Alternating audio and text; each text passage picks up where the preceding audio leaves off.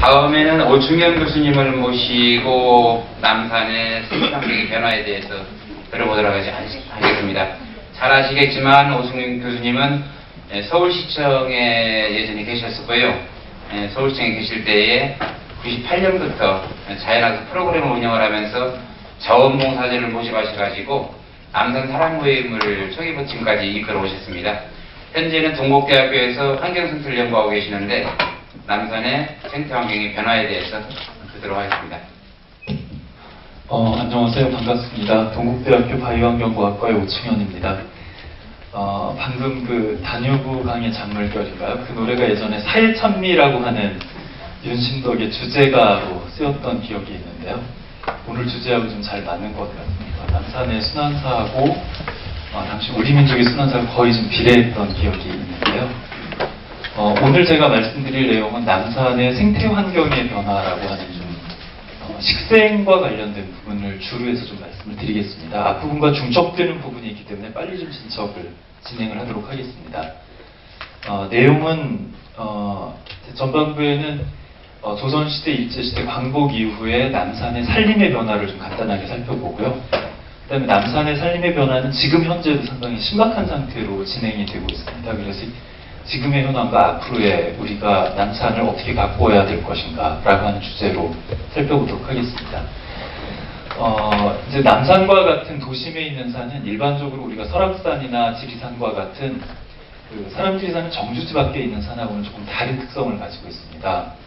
아까 경제정선의 그림에서 이렇게 보여지는 것처럼 실제로 많은 사람들이 공원과 같은 형태로 자주 이렇게 방문을 하는 그런 공간들이고요. 그 다음에 아까 종교 문제와 같은 얘기를 할 때 이제 장소성을 가지는 그런 의미들이 있을 수 있습니다. 그러다 보니까 우리가 조선시대 때부터 지금의 이제 도시계획과 같은 제도로 남산을 좀 체계적으로 관리를 해왔었는데요.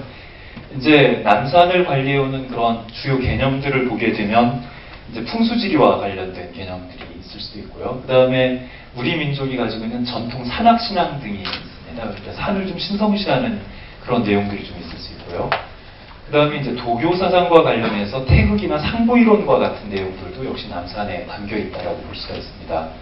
또는 이제 근대 이전에 우리나라의 주요 도시교육 이론이었던 주례 동관 고공교와 같은 이제 중국식 도시교육 이론들도 마찬가지로 담겨져 있다고 볼 수 있고요.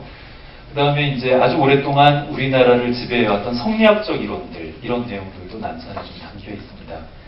그 다음에 이제 일제 이후, 특히 일제 같은 경우에는 1935년 이후에 이제 서울을 대상으로 해가지고 근대적인 도시교육을 수립을 하게 되는데요. 그 이후에 있었던 이제 용도 지역이나 용도 지구, 풍지지구와 같은 것들이죠. 그 다음에 도시교육 시설로서의 이제 공원으로 결정을 하는 부분들, 이런 부분들이 지금 현재 남산을 관리하는 주요 내용으로 담겨져 있습니다. 조선시대 때 남산을 관리를 하는 것을 보게 되면 사산금표라고 하는 제도를 둬가지고 남산을 상당히 엄하게 들어가지 못하도록 하는 것을 둘 수가 있었습니다. 사산금표는 남산뿐만이 아니라 도성 주변에 있는 4개의 산에 이제 함부로 들어가지 못하도록 하는 게 있었고요. 그 다음에 이제 금산양송법이라 그래가지고 산에 들어가지 못하도록 하고, 그 다음에 산에 있는 소나무를 적극적으로 보호하고자 하는 그런 정책들이 있었습니다. 금산양송법에 따라가지고 사실은 남산에는 전국 8도에 있는 소나무들이 수집돼가지고 심겨진 기록들이 있습니다. 그러다 보니까 이제 남산에 있는 소나무의 유전자가 상당히 다양해지는 특성을 보여지게 되는데요. 뒤에서 좀 말씀을 드리겠습니다. 그 다음에 이제 우리나라의 산악신앙 중에 이제 산이라고 하는 것은 풍수지리에서 용이라 그래가지고 이제 기가 흐르는 땅이다 보니까 사람들이 드나들므로 인해가지고 없어지는 흙들, 이게 이제 지금처럼 포장 기술이 발달하지 않았었으니까 해빙기가 되면 사람들이 드나들면서 땅이 깎여나가는 현상들이 벌어지게 되는데요. 그럴 때 이제 일정한 날을 잡아가지고 우리가 산소에 가가지고 이렇게 뭐랄까 황토를 좀 채워넣는 것처럼 보토를 하는 그런 풍습들도 있었습니다. 그 다음에 일부러 그 시기에 함부로 지나다니게 되면 벌을 주거나 하는 그런 풍습들도 있었고요. 그 다음에 이제 하지만 사람들이 사는 공간이기 때문에 호랑이나 또는 도둑과 같은 이제 어떻게 보면 안전 위해 요소가 있는 지역 같은 경우엔 정부에서 나서서 벌채를 했던 그런 기록들도 있습니다. 이제 이런 내용들이 조선시대 주로 우리가 남산을 관리해오던 제도들이었습니다. 그리고 이제 이런 남산을 관리해 오기 위해서는 상당히 다양한 직제의 이제 공무원 제도가 있었는데요. 이제 조선 초기에는 아직 나라가 완성되지 않았었기 때문에 민간인을 중심으로 하는 산직이라고 하는, 우리가 지금 산직이라고 하는 그런 제도들이죠. 그런 제도들이 시행을 되다가 이제 세종 시대 때부터 사산 제식감역관 또는 사산감역관과 같은 정식 공무원들이 산림을 관리하던 시스템을 갖추게 됩니다. 그것은 지금까지도 마찬가지로 계속해서 이어지게 되는 거고요. 그 다음에 이제 임난 이후에 사실은 이 관리가 조금 무뎌진 틈을 타가지고 문제가 되기 시작을 하니까 영조 5년부터는 문관이 아닌 무관을 중심으로 해가지고 사삼창군이라고 하는 군대 조직을 동원을 해서 남산을 관리하는 그런 시스템을 가졌었습니다. 지금 보시는 것이 이제 수선전도라고 하는 서울의 전도고요. 남쪽에 있는 것이 이제 남산인데요. 이 남산을 1992년 아침에 김원 대표님이 그 남산 제모습 찾기 말씀을 하셨는데요. 그 당시에 이제 기본계획 보고서상에 실려있던 과거의 남산을 복원한 도면입니다. 지금 보시게 되면 이제 이게 서울 도성이고요. 이게 이제 서울 남쪽에 있는 산인데 남산이 지금보다는 상당히 큰 권역을 가지고 있었음을 알 수가 있습니다. 지금 이게 이제 남산이고요. 저희 동국대가 이쪽에 있는데요. 이게 이제 남산을 따라서 지금의 이태원을 따라가지고 지금 여기가 이제 미군 부대가 있는 지역인데 우리가 용산이라고 할 때 용자를 쓰는데 이게 둔지산이라고 하는 남산의 새끼 산자락이 여기 상당히 크게 있었던 것을 볼 수가 있습니다. 지금은 흔적들이 많이 사라지고 없고요. 그다음에 남산을 중심으로 해서 이제 동쪽으로 가게 되면 은봉이라고 하는 산자락이 서울의 이제 동쪽을 중심으로 해서 상당히 크게 분포를 하고 있어서 이 지역 전체가 어떻게 보면 남산의 그 산림 경계를 이루고 있었음을 볼 수 있습니다. 지금은 많이 축소가 되었죠. 그리고 이제 우리나라의 지형 특성상 산이 있게 되면 당연히 물이 있게 됩니다. 그러니까 청계천을 이루는 상당히 주요한 수분의 공급원이 남산을 중심으로 해서 이렇게 다량의 작은 하천들이 있었던 것을 보실 수 있고요. 지금은 거의 복개가 돼가지고 볼 수는 없지만 지금도 상당수 이런 부분들에 상당히 큰 형태의 암거시설들이 되어 있습니다. 그 다음에 이제 남쪽으로 흐르는 하천들도 꽤 많이 있었는데요. 지금 한강진으로 흐르는 하천, 그러니까 단국대가 있는 그 지역이 되겠고요. 그 다음에 이제 이태원 쪽으로 흐르던 하천이 있었는데 이 두 하천은 이름이 분명치는 않습니다. 하지만 안산과 지금 이제 서울역 중심으로 해가지고 내려오던 하천이 우천이라고 하는 큰 하천이 있었고요. 지금 이게 삼각지를 흐르던 하천입니다. 그리고 남산자락에서 내려오던 만조천이라고 하는 큰 하천이 지금의 미군 부대를 중심으로 해서 이룰 정도로 남산이 전체적으로 숲이 잘 이루어졌던 시절에는 서울 주변을 흐르는 그 작은 하천들, 소하천들의 주요 수분 공급원이 됐던 것을 보실 수가 있습니다. 지금은 거진이 아니라 100% 다 복개가 되어 있고 유일하게 남아있는 것이 지금 미군 부대 안을 흐르는 만초천의 일부가 복개되지 않은 형태로 남아 있습니다. 당시에 이제 조선시대에는 이렇게 이제 군인이나 공무원을 이용해가지고 이제 남산을 제대로 관리를 했기 때문에 남산이 지금 이제 흑백으로 보이는 수묵하기 때문에요. 형태지만 상당히 그러니까 흙이 드러나지 않고 나무가 울창했던 것을 보실 수가 있습니다. 지금 아침에 보셨던 것처럼 경제 정선의 그림들을 보게 되면 이제 북악이나 인원과 같은 곳은 악산이기 때문에 능선 부분에 다소 이제 이런 바위들이 드러나 있기는 하지만 영조 시대 때를 보게 되면 이제 구릉지대에는 소나무, 그다음에 사람이 있는 정자 주변에는 이건 이제 잣나무를 인공적으로 심었던 것을 보실 수가 있고요. 계곡부에 이제 토심이 좀 유지가 되던 곳은 참나무가 무성해 있는 것을 보실 수 있습니다. 이제 이것을 보게 되면 이런 형태라고 하는 것이 결국은 남산에도 유사한 식생 형태를 가졌을 것이다라고 우리가 추정을 해볼 수가 있습니다. 이것은 이제 아침에 보셨던 사진이기 때문에 넘어가겠습니다. 그리고 이제 조선시대에 산이 있다라고 하는 것은 결국 그 산을 넘어가고자 하는 고개가 있었다라고 하는 건데요. 조선시대에 도성을 주변으로 약 230개 정도의 크고 작은 고개가 있었던 것으로 알려져 있습니다. 이 중에 이제 남산을 지나는 고개 가운데 가장 유명한 것이 버티고개라고 알려져 있는 고개인데요. 지금도 버티고개 여기 있는데 그 버티고개와 같은 곳은 이제 한강진으로 이제 배를 타러 나가는 일반 시민들이 강도나 호랑이에 의한 호환을 방지하기 위해서 시야를 터주기 위해서 벌채를 해서 관리를 했다라고 하는 기록들이 남아있을 정도로 남산의 숲이 울창했던 것을 아실 수가 있습니다. 그리고 이제 남산을 이룬, 이게 남산에서 자라는 소나무, 남산에서 이제 가장 대표적인 식생이 소나무인데요. 소나무는 우리나라에는 전체적으로 한 6개 정도의 생태형이 있습니다. 생태형이라고 하는 것은 토양이나 기후에 따라서 적응을 해서 살아가는, 예를 들면 나무의 모양인데요. 우리가 사투리를 쓰는 것처럼 나무들도 지역에 따라서 조금씩 모양이 다르게 됩니다. 전체적으로 보면 우리나라에 이제 동북형, 금강형, 중남부 평지형, 위봉형, 안강형, 그 다음에 중남부 고지형이라고 하는 6가지 형태의 소나무가 있는데요. 남산에는 중남부 고지형이라고 하는 소나무, 이 소나무가 이제 남산의 가장 표준적인 소나무인데요. 남산뿐만이 아니라 이제 북악 같은 곳에도 가시면 주로 이제 이런 소나무들이 우점을 이루고 있습니다. 그런데 이제 신기한 거는 남산에 있는 소나무를 2004년에 이제 유전자 형질 조사를 해본 결과 우리나라 팔도 소나무의 형질이 고루 담겨져 있다라고 하는 것을 보실 수가 있었습니다. 그것은 뭐냐면 남산의 소나무는 자연적으로 만들어진 숲이 아니라 전국에 있는 소나무 종자를 수집해다가 그 금산양성법에 의해 가지고 소나무를 계속해서 지속적으로 관리를 하다 보니까 그런 특성이 있다라고 하는 것을 볼 수가 있습니다. 그래서 남산이라고 하는 곳은 서울의 지금은 중심이죠. 조선시대 때는 남쪽에 있었지만 어떻게 보면 우리나라 팔도를 이렇게 아우를 수 있는 정신적인 중심지였다. 식물로 봐서도 그런 의미를 가지고 있다라고 볼 수 있습니다. 하지만 일제시대를 거치면서 이제 앞서 많은 선생님들이 말씀을 해주셨던 것처럼 이제 일본의 의도적인 그런 문제들, 그 다음에 이제 용산과 가깝기 때문에 이제 군사적으로 이렇게 동원을 하기가 편하다라는 점들, 임진왜란 때 이제 일본군이 주둔을 했던 외성대라고 하는 그런 역사적인 의미들 때문에 남산을 중심으로 해가지고 일본인들이 상당히 다양한 개발을 하게 되고요. 그 개발이라고 하는 것은 결국은 남산에 있는 식생들이 훼손하는 그런 결과들을 가져오게 됩니다. 그리고 이제 대한제국 시기가 오기 직전에 이제 우리나라의 이제 뭐랄까 국가 힘이 약해지던 시절부터 산림에 대한 관리도 상당히 미비해지면서 서울 주변에 있는 산들이 황폐해지게 되는데요.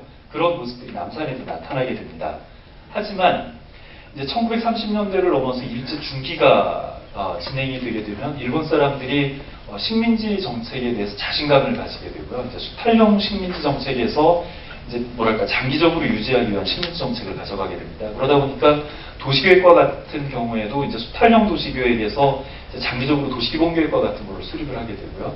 산림 정책에 있어서도 이제 풍치지구를 지정을 한다든지 조림을 좀 적극적으로 시행을 한다든지 해가지고 좀 장기적으로 식민지를 운영하기 위한 대책들을 수립을 하게 되는데 그런 내용들이 마찬가지로 남산에 남아있는 것들을 보게 됩니다. 그리고 그런 내용들은 사실 이게 나쁜 내용이 아니기 때문에 광복 이후에 지금 우리가 가지고 있는 산림법이랄지 도시계획법 체계에도 그대로 녹아있는 것을 보실 수가 있습니다.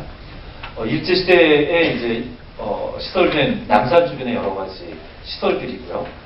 아까 말씀드렸던 것처럼 대한제국 말기에 이렇게 이제 지금 이게 인왕산인데요. 인왕산에 나무가 하나도 없을 정도로 상당히 황폐해지는 그런 특성들을 보이게 됩니다. 남산도 부분적으로는 좀 비슷해지는 현상이고요. 이것은 이제 일제 초기, 그러니까 아직 우리가 국권이 상실되기 직전에 일본 철도청에서 돈을 대고 조선왕실에서 토지를 대가지고 만들어졌던 그 한양공원이라고 하는 지역입니다. 그러니까 아까 한양공원에 비석이 있었던 고종황제 친필이거든요. 이제 그런 형태로 해가지고 남산 자락의 상당 부분이 이제 현대적인 공원화 작업을 거치면서 남산이 가진 이제 자연성하고는 다르게 이제 근대적인 공원으로 바뀌어 나가는 과정을 거치게 되고요. 그것이 점점 진행되면서 계속 나왔던 조선 신궁이나 이런 형태로 이제 남산이 훼손되는 결과들을 가져오게 됩니다. 그리고 이제 남산 자락뿐만이 아니라 마찬가지로 지금 동대가 위치해 있는 주변에 있던 그 잠충단 같은 곳들이 이제 훼손되고 방문사가 만들어지고 하는 그런 절차들을 거치게 되고요. 그리고 나서 이제 우리가 광복을 맞이하게 됩니다. 하지만 광복을 맞이한 상태에서도 사실은 남산은 상당 기간 동안 혼란을 거치면서 계속해서 잠식될 수밖에 없었습니다. 아쉽게도 제가 근무하고 있는 동국대 역시도 남산 전체로 보게 되면 남산이 안에 잠식시설일 수밖에 없었던 거고요. 숭의여대랄지 상당히 다양한 형태의 시설들이 남산 주변을 파고들기 시작을 합니다. 그런 것들이 이제 예를 들면 동국대, 숭의여대, 지금 서울대 전신인 경성음악학교 등등이 있었고요. 주변에 이제 앞서 말씀드렸던 것처럼 이제 이북에서 또는 그 해외에서 오셨던 귀국 동포들에 의해 가지고 다양한 판자집들이 만들어지기 시작을 합니다. 하지만 70년대 이후에 이제 우리가 안정화 시기를 거치면서 73년에 치상록화 10개년 교육이라고 하는 것이 산림청을 중심으로 해서 수립이 되게 되고요. 그런 영향을 받아서 79년에 남산보호위원회가 만들어지고 김원 선생님 활동하셨던 90년대 남산 제모스 가꾸기 사업, 98년에는 남산이 아닌 낙산 제모스 가꾸기 사업도 진행이 되게 되고요. 이제 문민정부 이후에 93년에 이제 인왕산 개방, 2007년에 북악산 개방 등이 진행이 되고, 이제 2012년, 지금도 현재 진행이 되고 있는데, 남산 성곽과 관련된 보건 사업들이 다양하게 진행이 되고 있습니다. 이것은 이제 조선신사가 없어지고 나서 그 터를 스키장으로 이용하고 있던 사진의 모습들이고요. 그리고 이제 그 지역에 이제 이승만 대통령의 동상이 있다가 폐철되는 4.19 이후에 이제 일들도 벌어졌었고, 이승만 대통령 당시에 이 지역에 국회의사당을 건립을 하려고 공병대를 이용해가지고 터닦기 작업을 했는데, 결국 5.16에 의해 가지고 이제 이게 무산이 되거나 하는 일들이 만들어지게 됩니다. 그리고 94년에 그 남산 외인 아파트를 이제 철거하고, 요 주변에 있던 외인 주택 56채도 같이 철거해서 지금은 식물원으로 만들어 놓은 그런 지역들이 있습니다. 이제 그러면 현재의 현황과 앞으로의 과제를 좀 살펴보도록 하겠습니다. 남산은 지금 현재 도시자연공원이나 근린공원, 이제 도시자연과 근린공원과 같은 형태로 보존이 되고 있고요. 자연환경 보존 측면에서는 남사면은 소나무 지역을 중심으로 해서 생태공간 보전 지역, 북쪽은 신갈나무를 중심으로 해서 생태공간 보전 지역이 되어 있고, 서울시에서 자체 관리, 그러니까 구청에서 관리를 하지 않고 서울시 직영 관리를 하는 상당히 중요한 산림입니다. 그런데 문제는 최근에 이제 기후변화와 관련해가지고 지금 현재 서울의 온도라고 하는 것은 1970년대 전라북도 전주의 온도하고 같은 온도가 되어 있습니다. 그러다 보니까 남산 내부에 개요등이나 백풍등과 같은 우리나라 남부지방 식물들이 점점점 들어와 있고요. 기타 이제 가죽나무나 칠엽수, 일본 목련이나 서양등골나물과 같이 우리가 미처 산림 내부에서는 보지 못했던 다양한 식물들이 남산에 이제 침입해서 살아가고 있는 그런 특성을 보여주고 있습니다. 과거에는 남산이 이제 송충이나 80년대까지 솔리폭발에 의해서 피해가 심하게 있었는데, 이거는 이제 우리가 잘 관리를 해서 고쳐냈는데요. 최근에 발생하고 있는 참나무 시드름병이 남산 북사면에 있는 신갈나무 숲을 완전히 괴멸시켰습니다.